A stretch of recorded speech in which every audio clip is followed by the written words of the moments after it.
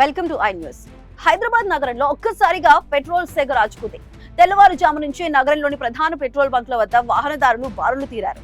Oil కంపెనీలు sudden గా credit సదుపాయాన్ని నిలిపివేసి నగదు ఇస్తేనే స్టాక్ ఇస్తాం అని కొత్త నిబంధన పెట్టడంతో డీలర్లు బంక్లను మూసివేస్తున్నారు.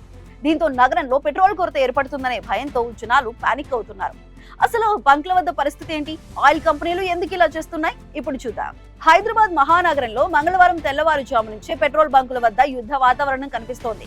లకిడీ కపూల్, గచ్చిబౌలి, అంబర్పేట్, దిల్సుఖ్ నగర్ వంటి కీలక ప్రాంతాల్లో పెట్రోల్, డీజిల్ కోసం వాహనదారులు గంటల తరబడి వేచి చూస్తున్నారు. కేవలం పెట్రోల్ మాత్రమే కాదు, ఎల్పీజీ, సిఎన్జీ బంకుల వద్ద కూడా ఆటో డ్రైవర్లు పడిగాపులు కాస్తున్నారు.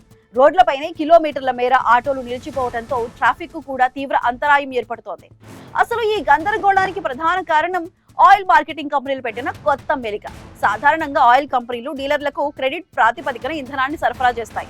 కానీ మార్చి 31తో ఆర్థిక సంవత్సరం ముగియనున్న నేపథ్యంలో ఈ క్రెడిట్ సదుపాయాన్ని కంపెనీలు పూర్తిగా రద్దు చేశాయి. ముందు నగదు చెల్లిస్తేనే పెట్రోల్, డీజిల్ లోడ్లు పంపుతాం అని స్పష్టం చేయడంతో డీలర్లు ఇబ్బందుల్లో పడ్డారు. చేతిలో తగినంత నగదు లేక చాలా మంది డీలర్లు స్టాక్ కొనటం ఆపేశారు. ఫలితంగా స్టాక్ లేని బంకులు నో స్టాక్ బోర్డులు పెట్టి మూసివేస్తున్నారు. బంక్లు మూతపడుతుండటంతో నగరంలో ఇంధన కొరత ఏర్పడిందని సామాన్యులు ఆందోళన చెందుతున్నారు.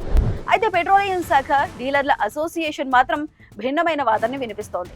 రాష్ట్రంలో ఇంధన నిల్వలకు ఎలాంటి కొరత లేదని, కేవలం ఆర్థిక సంవత్సరం ముగింపు కావడంతో కంపెనీలు అనుసరిస్తున్న నిబంధనల వల్లే ఈ తాత్కాలిక ఇబ్బంది తలెత్తిందని వారు స్పష్టం చేస్తున్నారు. ఇది కేవలం మార్చి 31 వరకు మాత్రమే ఉండే పరిస్థితి అని, ప్రజలు పానిక్ అవ్వాల్సిన అవసరం లేదని భరోసా ఇస్తున్నారు. అయినప్పటికీ చేతిలో నగదు లేక డీలర్లు ట్యాంక్ ఫుల్ చేయించుకోలేక వాహనదారులు ఈ మార్చి ముగింపు సెగతో సతమతమవుతున్నారు.